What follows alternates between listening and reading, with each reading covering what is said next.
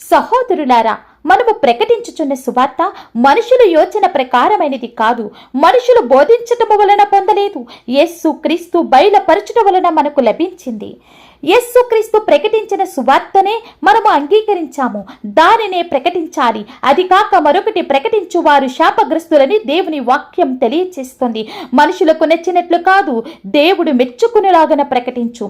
యేసు క్రీస్తు ప్రకటించిన సువార్త ఈ రోజులలో కొదువగా వినపడుతుంది.